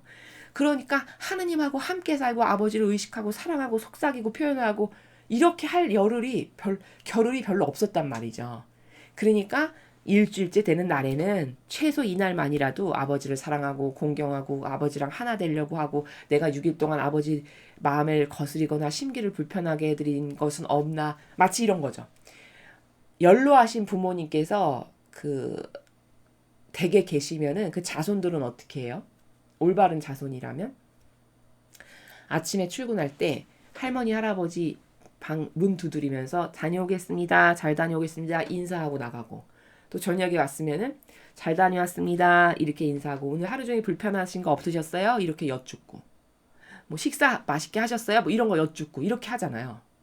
그쵸? 인간도 그런 예절을 지키고 존중해야 될 걸 존중하고 사랑해야 할 것을 사랑하는 이런 정신이 있죠. 마치 그런 것처럼 하느님하고 함께 아주 밀접하게 지내지 못했던 소홀했던 6일을 뉘우치고 반성하면서 요 1회째 되는 날은 6일 동안 못한 사랑을 아버지 오늘 제가 많이 드릴게요 이러면서 아버지랑 하나 되는 시간을 가져라 해서 쉬어라라고 표현하신 거라는 겁니다. 근데 이 시대는 노동으로 먹고 사는 시대고 종이 있는 시대니까 그 가련한 종에게, 노동을 열심히 하느라 힘들었던 종에게도 좀 휴식을 주는 것이 아버지의 사랑의 마음이니까 너는 안식일날 그렇게 해라. 아버지가 그렇게 해야 기뻐하신다 라는 거죠. 원래 안식일의 정의는 제가 이렇게 말씀드렸잖아요. 하느님을 기쁘시게 해드리는 날. 그쵸?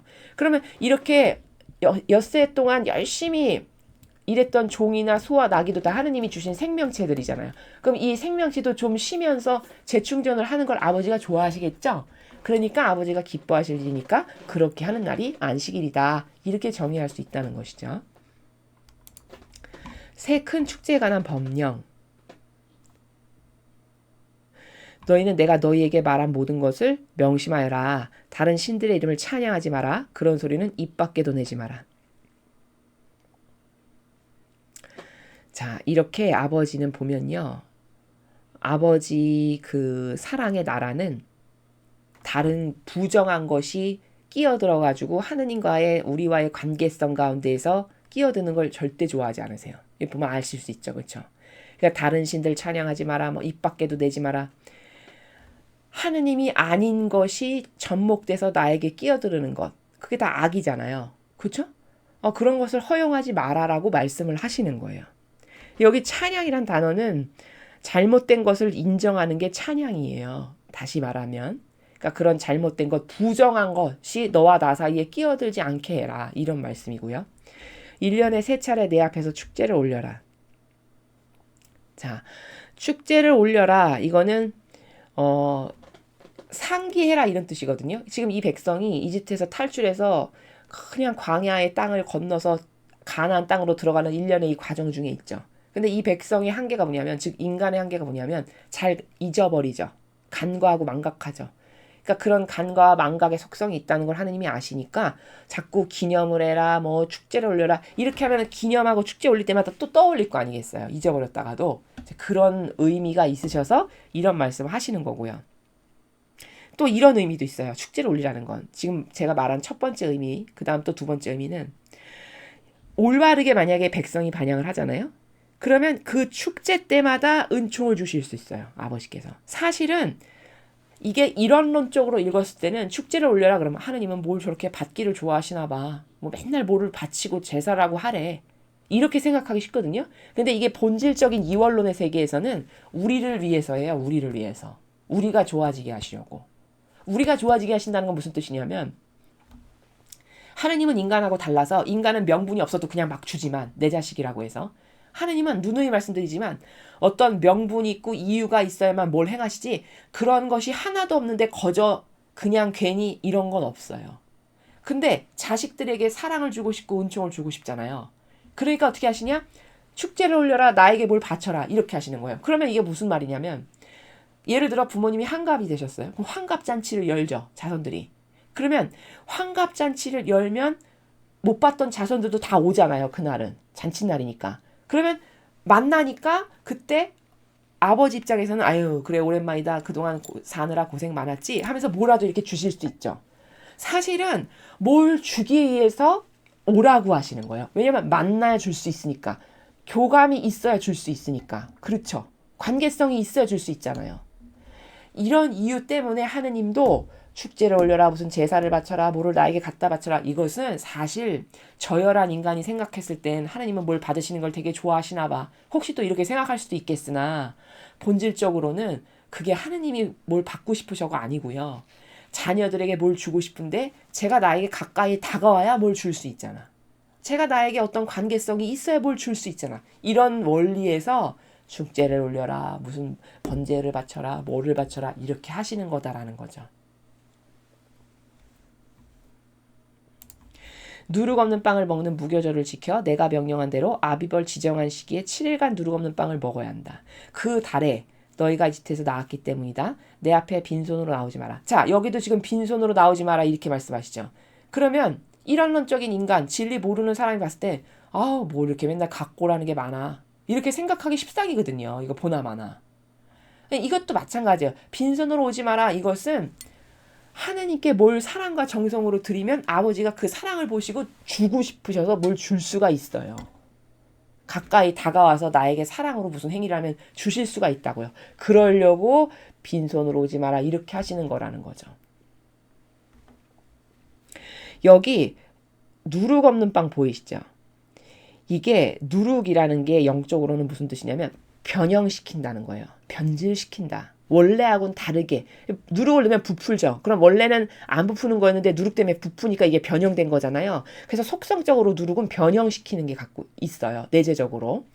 그러므로 여기 누룩 없는 빵을 먹으라고 무교절에 하신 거는 무슨 의미냐면요. 영적으로 이 무교절에 누룩 없는 빵을 먹음으로써 인간의 뜻이 누룩이거든요. 곧. 왜? 우리 인간의 뜻은 아버지의 뜻을 반하고 거스르고 다 그걸 변질시키죠. 이래서 인간의 뜻이 누룩이에요. 그러므로 누룩 없는 빵을 네가 먹으면서 나의 인간의 뜻 역겨운 누룩을 아버지 저는 버립니다. 배제시킵니다. 이거 없애주세요. 이렇게 하라고 누룩 없는 빵을 먹으면서 이 기념일을 지내라고 하시는 거예요. 이해되셨죠? 그래서 이집트에서 나올 때 이 민족이 이집트에서 나올 때 인간의 뜻은 아버지의 뜻을 거스르기만 했어요. 그쵸? 끊임없이 거슬렀습니다. 그러니까 너가 누룩 없는 빵, 즉 인간의 뜻을 빼버린 빵을 먹음으로써 너의 사실적인 인간의 뜻을 버리는 그 행위를 하여라 라고 해서 누룩 없는 빵을 먹는 무교절을 지키라고 하신 거예요. 그 다음 16절 그리고 너희가 밭에 씨를 뿌려서 지은 곡식의 만물을 바치는 맥추절을 지켜라. 또 농사 지은 것을 밭에서 모두 거두어들인 연말에는 추수절을 지켜라. 자 이렇게 뭐 맥추절 지키고 추수절 지키고 이런 게 여기 뭐 빈손으로 나오지 말고 이게 다 같은 원리인데 어떤 원리냐면 제가 또 반복해서 말하지만 인간은 공짜를 좋아해요. 거저, 공짜. 근데 그 사고방식 자체가 하느님하고 달라요. 이해되십니까? 그러니까 사실 이 좌파 세력의 사고방식은 사실 저주받은 사고방식이에요. 하느님하고 정반대거든요. 공짜 좋아하죠. 속이죠. 기만하죠. 그쵸? 아까 여기 거짓 증언하지 말라 다 거짓말 밥 먹듯이 하죠. 이거 완전 하느님하고 다 다른 사고방식이거든요. 저주받을 수밖에 없는 사고방식을 본인이 달고 사는데도 본인이 몰라요. 얼마나 무서운 건지 아시겠습니까? 여기 아버지는요. 공짜? 절대 없어요. 천상의 나라는 공짜. 그런 게 통용되는 나라 자체가 아니에요. 그러니까 빈손으로 나오지 말고 맥추절 지키고 추절 지켜라. 이건 뭐냐면 천상은 상호작용의 나라예요. 사랑을 드렸죠? 그러면 그 사랑에 걸맞는 은총을 주세요. 아버지가. 그쵸? 내가 또 너무 감동받아서 더 큰 사랑을 드렸죠? 그럼 더 큰 은총을 주시고. 이렇게 주고받는 나라가 천상의 나라지, 공짜로 거저로 아무 노력도 안 하고 손에 이렇게 팔짱 끼고 가만히 있는데도 거저 뭘 떨어뜨려 주신다. 그건 저주받은 마귀나 그렇게 해요. 이해되십니까? 그러니까 성실하지 않다. 이런 게 다 좋지 않은 속성이에요. 뭐 공짜 바란다. 성실하지 않다. 뭐 어떻게 눈치껏 남을 속여가지고 뭐를 착취하려고 한다. 이런 거 다 저주받은 속성이에요. 하느님하고 완전 달라요. 이해되셨죠? 여기는 정직하고 성실하고 진실되고 참되고 양심 있고 이런 것만 통용될 수 있는 나라입니다. 이해 잘 되시죠? 그래서 여기 빈손으로 나오지 마, 맥추절, 추수절 이거는 이렇게 주고받는 나라니까 내가 하나님께 끊임없이 많은 거 사랑을 드림으로써 또 아버지가 주시고 받고 주시고 받고 이렇게 하는 나라라는 거를 깨닫고 가르쳐 주시는 거라는 겁니다. 그래서 너희는 화답하는 것을 배워라 라는 원리 가운데 16절, 15절을 말씀하시는 거예요. 이 백성에게. 너희 남자들은 1년에 3번 모두 주 야훼 앞에 나와야 한다. 자, 이렇게 남자들에게도 어떤 기념할 수 있는 원칙을 주시죠. 3번 나와라 이렇게. 그렇게 해서 이 어떤 기념할 수 있는 원칙을 주시고 그걸 지키게 하시는 거예요. 이것이 하느님 뜻의 나라예요. 그러니까 천상은 약속을 지키는 게 이렇게 중요하고 정직하고 진실하고 화답할 줄 알고 이런 속성들이 다 중요해요. 지금 여러분이 이 강의를 들으실 때 저런 속성이 저의 것이 되게 해주세요. 이런 기도하는 마음으로 들으셔야 된다는 겁니다. 제가 이렇게 하나하나 포인트를 잡아서 설명을 드릴 때마다 나에게 희생제물의 피를 바칠 때 누룩든 빵과 함께 바쳐서는 안 된다. 또한 축제 때 나에게 바친 기름기를 다음날 아침까지 묵혀둬서도 안 된다. 자, 누룩든 빵과 함께 바치지 마라. 희생제물을 바칠 때. 이거는 왜냐면 아까 누룩이 뭔지 배웠으니까 이제 아시겠죠. 누룩은 인간의 뜻이에요. 변질시키고 변형시키는 거. 그러니까 희생제물을 기껏 바치는데 변질시키는 것을 함께 바친다? 그건 안 될 일이죠. 그러니까 누룩든 빵과 함께 바치면 안 된다. 이렇게 말씀하시는 거예요. 또 축제 때 나에게 바친 기름기를 다음날 아침까지 묵혀두지 말아라. 이거는 하느님께 바쳐졌다. 그런 거룩한 것이에요. 그럼 축제 때 하느님께 바친 기름기면 이게 거룩한 거거든요. 근데 그걸 다음날 아침까지 그냥 펼쳐놨어. 그러면 영적으로는 이건 무슨 뜻이냐면요. 거룩한 것에 악이 끼게끔 방치한 거예요. 그러면 부정을 타게 되는 거죠. 하느님께 바쳤던 거룩한 제물에 그렇게 부정한 것이 타게 하면 안 되니까 그러니까 아침까지 묵혀두면 안 된다. 이렇게 말씀하시는 겁니다. 너희 밭에서 난 만물 중에서 제일 좋은 것을 너희 하느님 주님의 집으로 가져와야 한다. 또 새끼 염소를 그 어미의 젖으로 삶아도 안 된다. 자, 제일 좋은 것을 하느님께 바쳐라. 여러분 카인과 아벨 이야기 기억나시죠? 아벨은 늘 자기가 있는 것 중에 가장 토실토실하고 질 좋은 양으로 하느님께 제물을 바쳤어요. 근데 카인은 안 그랬어요. 그래서 카인이 저주받은 거예요. 이해되셨죠? 여기 만물 중에서 제일 좋은 것을 가져오라고 하시잖아요. 그렇죠? 아니 이거는 당연한 겁니다. 사람이 이런 거를 읽을 때도 왜 이렇게 제일 좋은 것만 가져오라고 하셔라고 반감이 든다면 그건 진짜 마귀예요. 마귀. 그 마음가짐 자체가. 이게 다 하느님이 주신 거죠. 이렇게 농사 잘 되게 하고 이렇게 곡식을 거두어주게 하고 이런 거 다 하느님이 하시는 거잖아요. 그럼 나에게 그렇게 많은 풍성한 은총을 주신 분께 제일 좋은 걸 바치는 건 당연한 거 아닙니까? 그렇죠? 근데 그런 마음가짐 있을까요? 요즘 세상 사람들한테? 저는 많지 않을 거라고 생각해요. 이게 당연한 거예요. 당연한 거. 갈취당하는 게 아니고요. 아니 내 부모님이 한평생 나에게 온갖 희생으로 나를 이렇게 성장시키고 길러주시고 온갖 고통이란 고통을 다 감수하셨어. 그러면 그 부모님에게 가장 좋은 걸 드리는 게 아깝나요? 그 아까운 게 잘못된 거 아닐까요? 그렇죠. 그러니까 이런 사고방식 자체도요. 이 이 아버지의 나라, 이 성경에 나오는 것하고 다르죠? 그럼 나는 지금 좀 잘못된 거예요. 스스로 자기가 다 점검하고 체크가 가능해요.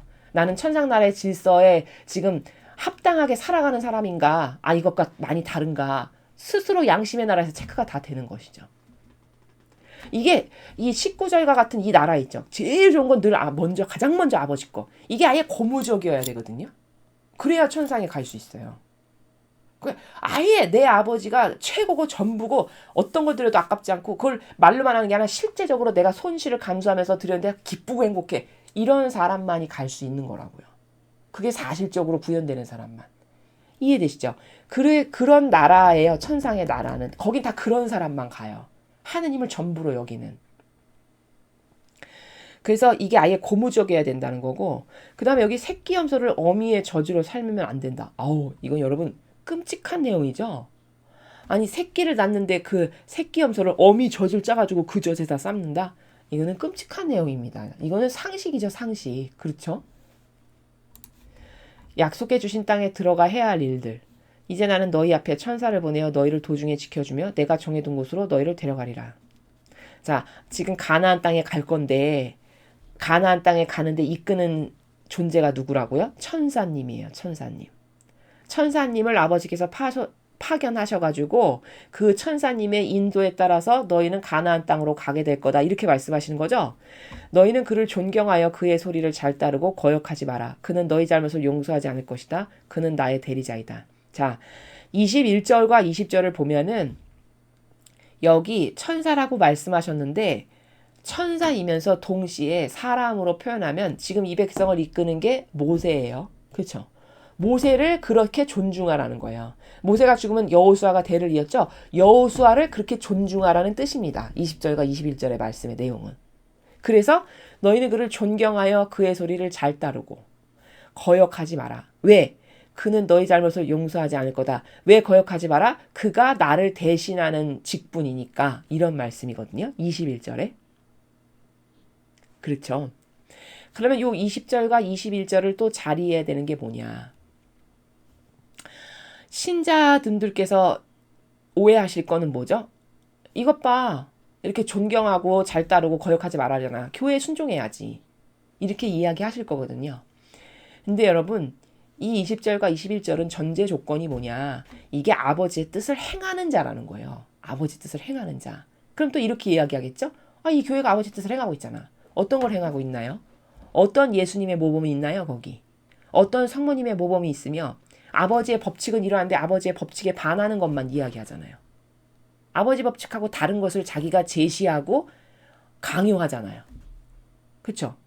근데 그게 어떻게 하느님의 뜻을 행하는 교회입니까?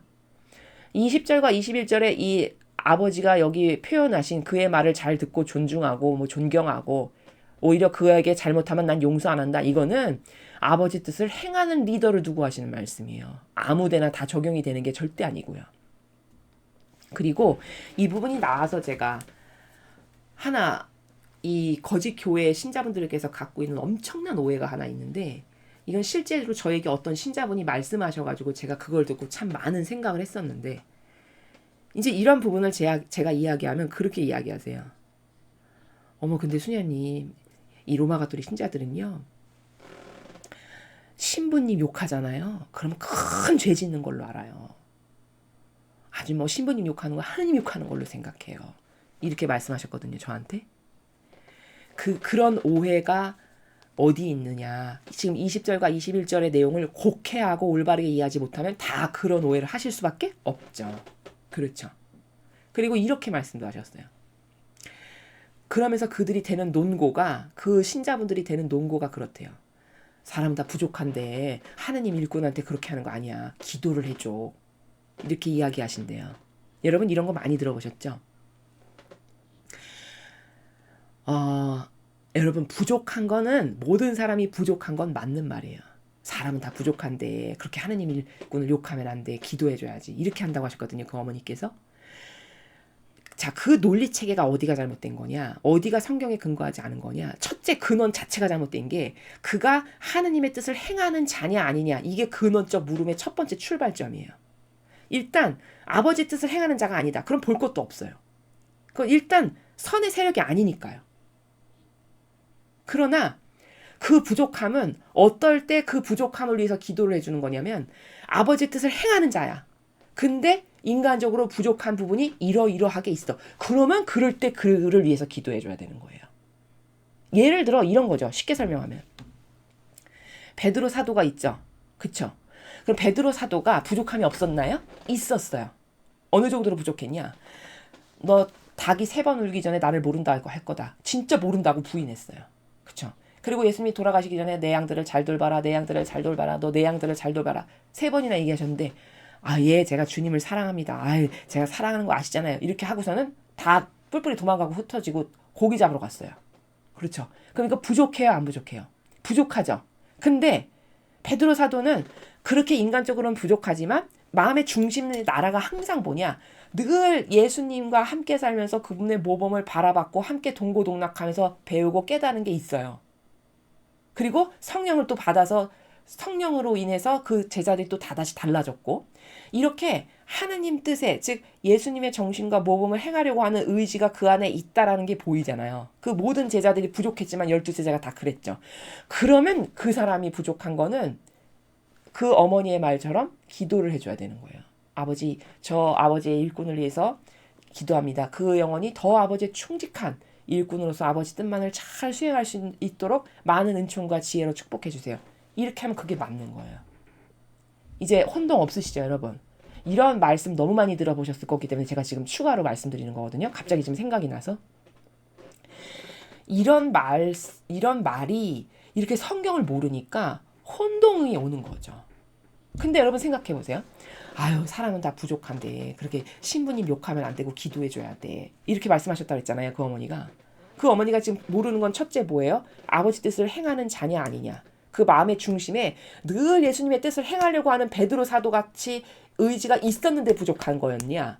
아니면 아예 공산주의 세력과 하나 되고 이 진리에 반하는 것, 이 진리하고는 반하는 것을 매일 선포하고 강요하고 남에게 그거 아니면 비난하고 이런 거는 완전 다른 거잖아요. 그쵸? 그것조차 구별을 할 수가 없는 상태인 거죠. 근데 여러분 만약에 그렇게 부족하잖아요. 베드로 사도처럼 부족한 게 아니라 아예 마귀랑 하나 된 의지를 가지고 있다는 게 보이잖아요. 그러면 그 부족을 기도해 준다. 그럼 여러분은 누구를 기도해 주신 거예요? 마귀를 기도해 준 거예요. 사탄과 하나 된 세력을 기도해 준 겁니다. 그렇잖아요.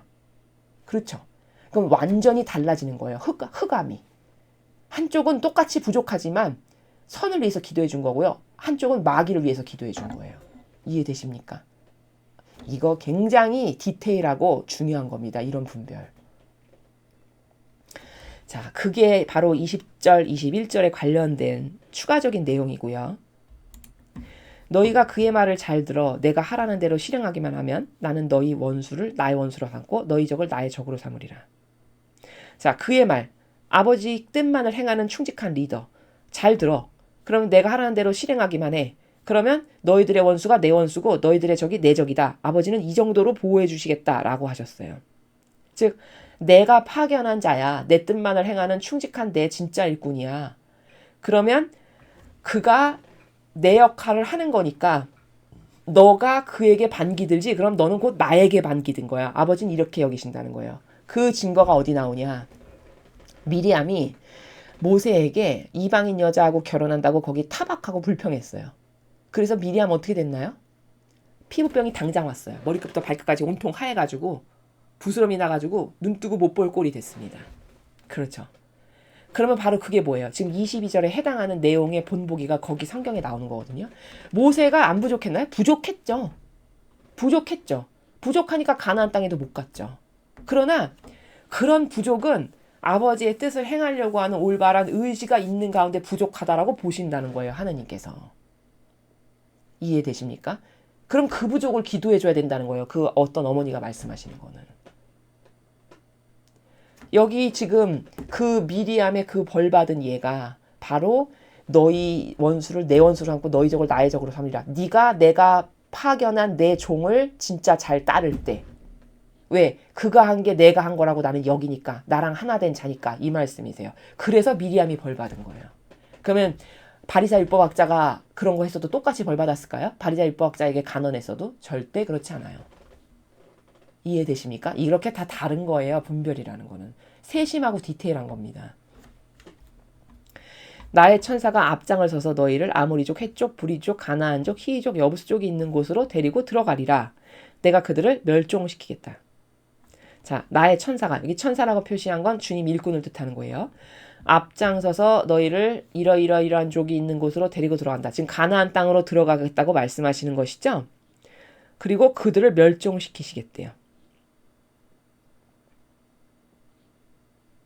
자, 이걸 보면은요. 지금 그 땅에 사는 종족이 이렇게 많아요. 뭐 아모리족, 헷족, 부리족, 가나안족, 6, 7종족 되죠. 그죠? 6족 되네요. 이 6족을 다 멸종시키시겠대요. 그러면 23절에서 알 수 있는 원리가 뭐냐면, 자, 이 아모리족, 헷족, 부리족, 가나안족, 이거는 다 아버지가 만드신 생명체가 아닌가요? 이게 다 아버지가 만드신 생명체죠. 근데 이것들은 다 싸그리 죽여버리고 이스라엘 백성은 그 넓은 땅을 다 차지하게 하신대요. 그러면 이게 여기 관통하는 원리가 뭐예요? 이제 많이 배우셔서 아시겠죠? 하나님하고 하나 됐냐? 하나 되지 않았냐? 하나 되지 않은 건 아버지가 만든 생명체인데도 다 죽여버리세요. 이게 아버지 사랑의 나라예요. 아시겠습니까?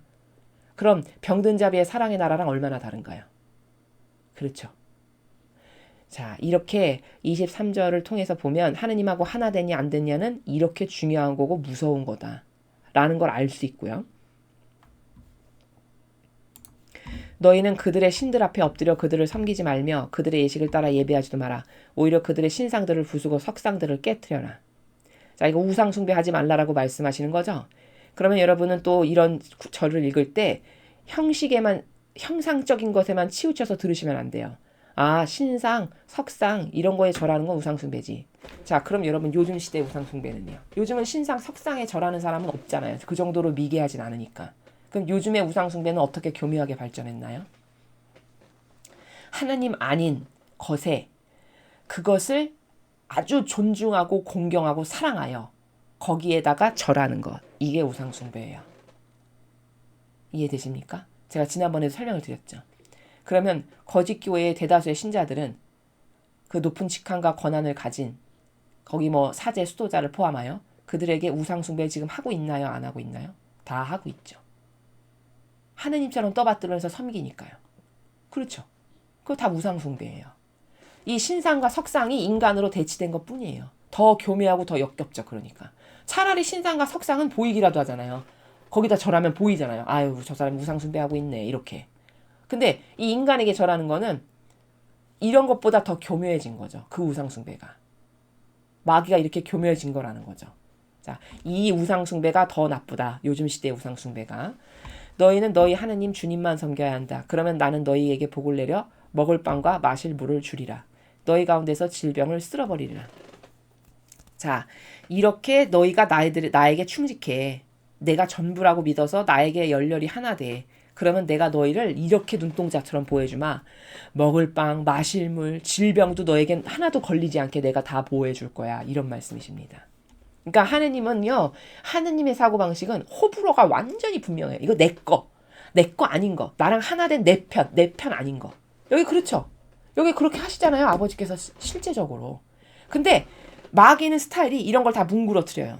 야, 너는 그럼 안 착한 거야.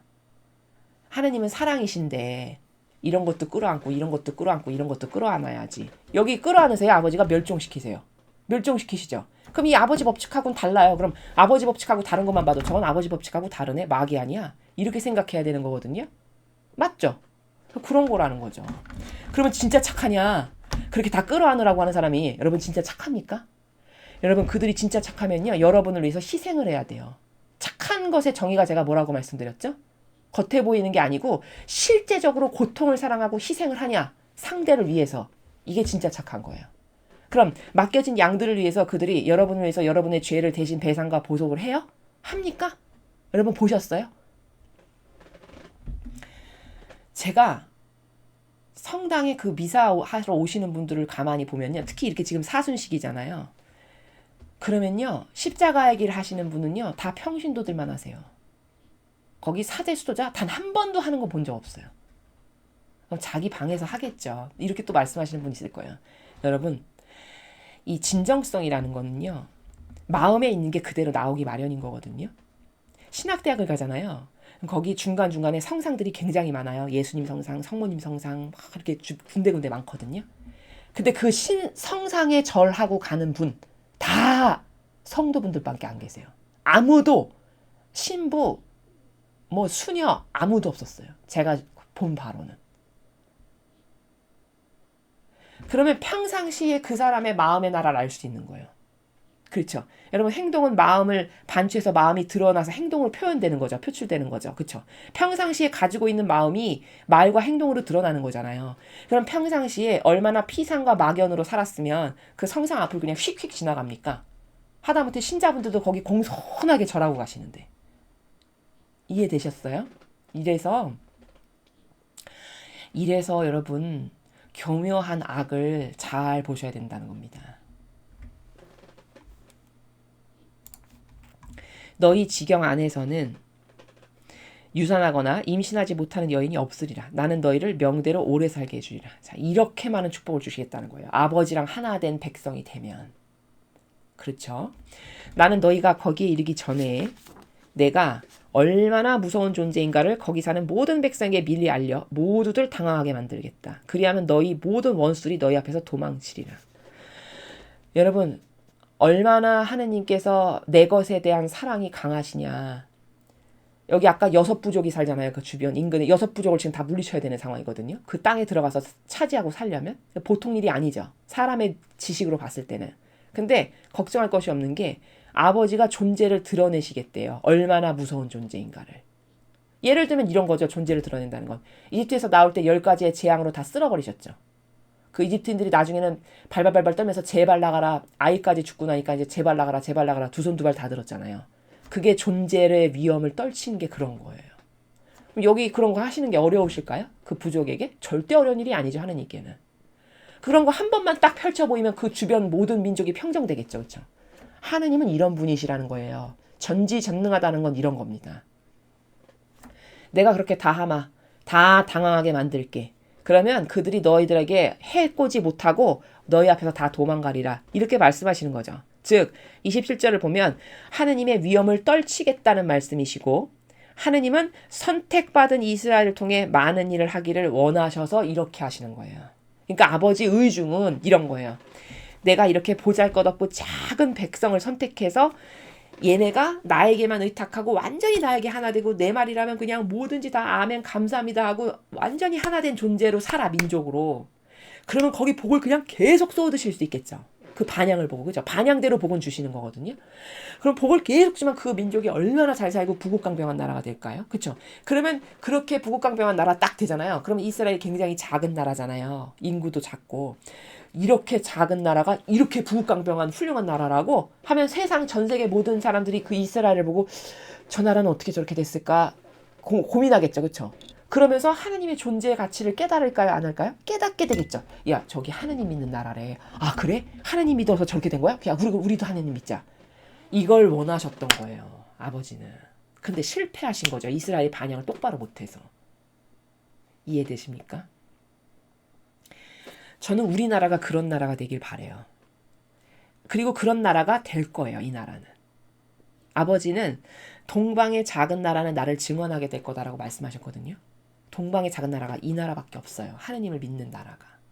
여기 중국이 믿어요. 일본이 믿어요. 어디가 믿습니까? 주변 국가 중에서 그럴듯한 국가 중에서 어디가 하느님을 증언할 만큼 이 아버지께 대한 갈망이 큰가요? 이게 대한민국밖에 없습니다. 아버지는 이스라엘에서 실패하신 거 이 대한민국이 채워드려서 아버지께 기쁨을 드리는 나라가 되기를 저희가 바라요. 그러면 이 나라는 엄청나게 축복받은 나라가 될 거예요. 말도 못한 강대국으로. 여러분 그걸 위해서 기도하십시오. 그리고 보통 하나님이 보통 일하실 때 그럴듯하고 크고 있어 보이고 이런 걸 선택 안 하세요. 절대. 그게 아버지의 원칙이세요. 그건 왜 그렇게 선택하시는 거냐면 있어 보이고 그럴듯하고 크고 이런 걸 선택하죠. 그러면 그가 잘 됐을 때 반드시 그는 내가 잘나서 잘 됐다고 생각하지 하느님이 나에게 축복해 주셔서 잘 됐다고 생각을 절대 못해요. 그리고 주변 사람도 저 나라는 원래 저렇게 땅도 넓고 자원도 많잖아. 그래서 잘 된 거 아니야? 이렇게 생각하지 그게 하느님의 특별한 은총과 축복으로 해서 그렇게 됐다라고 생각할 수가 없어요. 그러니까 하느님의 영광이 드러나지가 않아요. 그러니까 가장 작은 부족인 아브라함을 선택하신 거고요. 이스라엘도 가장 보잘것없는 작은 국가, 그 척박한 환경에 살아가는 그 나라를 그래서 선택하신 거예요. 그래서 예수님도 가장 보잘것없는 마국간에서 태어나신 거고요. 다 같은 원리 가운데 있죠, 지금. 이런 원리대로 일하세요, 하느님은. 그래서 이 나라가 하느님께 선택받기에 딱 좋은 그런 요소를 갖추고 있다라는 거죠. 영적으로 봤을 때. 이해되시죠? 그러니까 이 나라를 위해서 많이 기도하시고요. 이 나라의 악의 세력이 어서 빨리 물리쳐 주셔서 아버지께서 여기를 다스리시는 나라가 되실 수 있도록 여러분 갈망으로 많이 기도하시기 바랍니다. 그 다음에 28절을 보면 나는 너희 가는 곳에 말벌을 앞질러 보내어 히족과 가나안족과 헷족을 너희 앞에서 쫓아내겠다. 자, 어떻게 쫓아낼까까지도 알려주세요. 하느님께서 세상에. 그 부족을 몰아내는데 말벌을 보내서 그들이 다 달아나게 하시겠대요. 이런 거 하시는 거 아버지는 너무 쉬우신 일이죠. 뭐. 그렇죠. 그러니까 여기 말벌이라고 상징적으로 지금 표현되는 거는 뭐냐면 형상적인 말벌 플러스 본질적인 아버지의 보살핌을 말벌이라는 단어로 표현하신 거예요. 꼭 형상에만 치우쳐서 보시면 안 됩니다. 아버지 말씀은. 왜냐면 하나님은 다 본질에서만 말씀하시거든요. 자, 그 다음 29절. 그러나 나는 1년 안에 그들을 네 앞에서 쫓아내진 않을 것이다. 땅이 황폐해져서 맹수가 들끓어 너희를 해치는 일이 없게 하려는 것이다. 너희가 번성하여 그 땅을 다 차지할 때까지 두고두고 나는 그들을 너희 앞에서 쫓아내리라. 자, 이게 무슨 말이냐면요. 29절 30절이 땅이 황폐해져서 맹수가 들끓어 너희를 해치는 일이 없게 하려는 것이다. 그러니까 이게 지금 만약에 예를 들어서 이스라엘 땅이 뭐 그냥 가령 예를 들어 10만 평이다. 이 백성이 들어가서 살 가나안 땅이 10만 평이라고 해보죠. 그러면 10만 평을 그냥 오늘 가가지고 10만 평 전부 다 딱 내 거 이렇게 되지가 않잖아요. 왜냐면 거기 무수히 많은 족이 사니까. 그러니까 서서히 점령해서 들어갈 수밖에 없죠. 그렇죠. 상황이 그렇잖아요. 그러니까 지금 아버지 이 말씀은 29절 30절은 무슨 뜻이냐면은 당장 들어가서 요이 땅 하면 바로 10만 평 내 거 여기서 터잡고 살게 그게 아니고 서서히 점유해서 들어가서 이것을 차지하게끔 하시겠다라는 말씀이거든요. 그러니까 당장 벌어질 일이 아니다. 그러나 내가 너희들에게 개입을 안 해가지고 여기 마귀라고 하는 건 이 주변에 이 이스라엘 백성을 괴롭힐 이런 민족들 그런 마귀들이 너희를 다 잡아먹어가지고 이걸 망하게 하는 일이 없이 내가 서서히 너가 완벽하게 차지할 때까지 서서히 너희들과 함께해서 이것을 다 차지할 수 있게끔 내가 하겠다라는 말씀을 29절과 30절에서 하시는 거예요. 여기 30절에 이렇게 말씀하시잖아요. 너희가 번성하여 그 땅을 다 차지할 때까지 두고 나는 그들을 너희 앞에서 쫓아내리라가 그 말씀이에요. 두고가 10만 평 전체를 오늘 요이 땅 하면 바로 내게 되는 게 아니고 이 많은 것들을 물리쳐 이기고 들어가야 되니까 두고 너희 앞에서 오늘은 이 부족 몰아내고 몇 년 후에 이 부족 몰아내고 이렇게 해서 점점 해서 점유할 수 있게끔 그렇게 내가 해준다라는 말씀이시라는 거예요. 이해되시죠? 자, 29, 30절이 그런 맥락 가운데 하시는 아버지의 말씀이십니다. 나는 너희 땅의 경계를 홍해에서 블레셋 앞바다까지 이 사막에서 유프라테스 강까지로 정하고 그 안에 사는 주민들을 너희 손에 넘겨주리라. 너희가 그들을 너희 앞에서 쫓아내리라. 너희는 그들이나 그들의 신들과 계약을 맺지 마라. 자, 내가 너의 편에 대해서 내가 점령할 수 있게끔 두고 그것들을 다 몰아낼 건데 너가 주의할 건 그들이나 그들의 신들과 계약을 절대 맺지 말아라. 거기 온갖 잡신들이 많이 그 부족들이 믿는 것들이 있겠죠. 그들로 하여금 너희 땅에는 발도 붙이지 못하게 하여라. 그렇게 하지 않으면 너희가 그들의 유혹에 빠져 그들의 신들을 섬기며 나에게 죄를 지을 거다. 자, 또 하나 염려를 끝까지 하세요. 왜냐면 이 백성이 하도 그런 전적이 많으니까 행여라도 거기 점령해서 들어가는데 여기 우상들이 너무 많으니까 혹시라도 이 우상하고 접목돼서 또 마귀가 들어오면 안 되잖아요. 그쵸? 그러니까 발도 붙이지 못하게 해라 이렇게 하시는 거예요. 너희 땅에 그 족속이 발도 붙이지 못하게 해라. 만약에 그렇게 안 해. 너희가 그들의 유혹에 빠졌어. 그래서 내가 아닌 딴 신을 섬겨. 그렇게 해서 너가 죄를 짓게 될 거니까 발도 붙이지 못하게 다 미연에 차단하고 다 방지를 해라. 이런 유의사항을 또 말씀하시는 거죠. 33절에. 그렇죠? 즉 악에게 접목되지 않게 하기 위해서 아버지는 지금 이런 말씀을 하시는 거고, 그 다음에 이런 원리 때문에 이 앞에서도 우리가 성경을 배우다 보면 자꾸 동족끼리 결혼하게 하시죠. 하느님께서. 그래서 왜 아브라함도 자식을 결혼시키는데 이삭이 신부감을 저기 어떤 사촌 친척에 가서 알아보라고 하고 이렇게 하잖아요. 그게 왜냐? 하느님 모르는 어떤 이질적인 것이 들어와. 결혼을 통해서. 그러면 그 악이 접목될까요? 안 될까요? 접목이 돼요. 그러면 그 접목되면서 이 가문에 그 악이 영향을 끼칠까요? 안 끼칠까요? 반드시 끼쳐요. 그 대표적인 예가 성경에 또 나와요. 누군지 아세요? 솔로몬이에요. 여러분, 솔로몬이 그토록 지혜롭고 똑똑하게가 이루 말할 수가 없어서 저기 남방 여왕이 구경하러 왔을 만큼이죠. 아니 그렇게 정치를 잘하는 위대한 왕이 있다는데 도대체 누구인가 구경하러 왔잖아요. 그럼 남방 여왕이 칭찬하면서 갔죠. 그랬던 솔로몬이거든요. 근데 그 여인의 그 간교한 술수에 넘어가가지고 나중에는 어떻게 됐어요? 솔로몬이? 여자가 엄청 많았어요. 부인이. 그래갖고 오늘은 여기 가고 내일은 저기 가고 이러면서 그 잡신들에게 신당에 가서 다 인사하고 경배하고 이렇게 했습니다. 제사 지내고. 그래서 솔로몬이 망한 거예요. 이해되셨죠? 그러니까 이렇게 하느님이 아닌 것하고 인발부되는 통로가 있으면 안 되니까 발도 붙이지 못하게 해라. 이렇게 말씀하시는 겁니다. 자, 그러면 이것에 근거해서 여러분 결혼을 하신다. 잘 들으십시오. 젊은 분들. 결혼을 하신다. 요즘 사람은 신앙 그 뭐가 중요해? 뭐 그런 거 뭐 상관없지. 이렇게 생각하시잖아요. 그러면 여러분 최소 나는 신앙인인데 저 사람이 아니죠. 그러면 최소 저 사람이 내 의견의 권고에 따라서 세례받을 의향이 있는가? 있으면 결혼하셔도 돼요. 최소. 근데 그것을 거북스럽게 생각하고 나를 존중해서 내가 사랑하는 하나님을 사랑할 의지가 없다. 그러면 결혼하시면 사실은 안 돼요. 이 원칙에 근거해서. 그게 그 가문에 좋을 리가 없어요. 그 악이 접목돼서 들어와서 인발부되면 그게 자식이건 후대건 어디 가서 영향력을 반드시 끼치게 되어 있어요. 사람 눈에 보이지 않을 뿐이지. 이해되십니까? 그러니까 결혼도 굉장히 잘해야 돼요. 그건 외향적 조건이 아니고요. 영의 세계 차원에서 봤을 때 무지 중요해요. 하느님을 내가 이렇게 절대적으로 섬기고 모시고 살아가는데 나와 같은 정신세계를 공유할 수가 없어. 그러면 하시면 안 돼요. 이해되셨죠?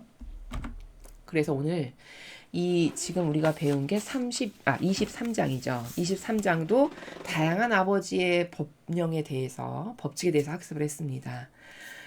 우리가 정리하면, 결론 내리면 이겁니다. 아버지와 함께 살아가는 것이 도대체 뭔가? 이 백성에 가르치시는 거예요. 이런 규칙을 따르는 게 하느님과 함께 살아가는 거다라는 걸 가르치시는 거예요.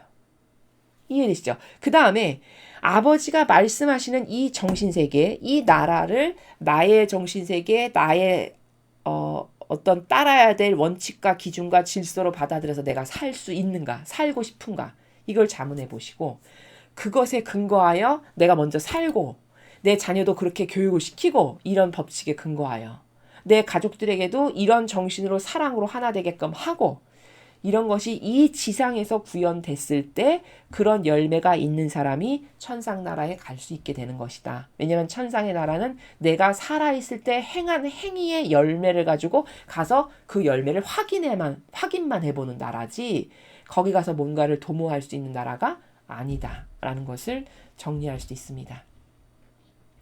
장시간 강의를 들으시나 수고 많으셨습니다. 오늘도 배운 것 여러분의 마음 안에 소중한 진리의 빛으로 간직하셔서 그 진리의 빛살에 근거해서 매일 살아가시는 그런 자녀들 되셨으면 좋겠습니다. 이상으로 출애굽기 23장 해설 강의 마치겠습니다. 감사합니다.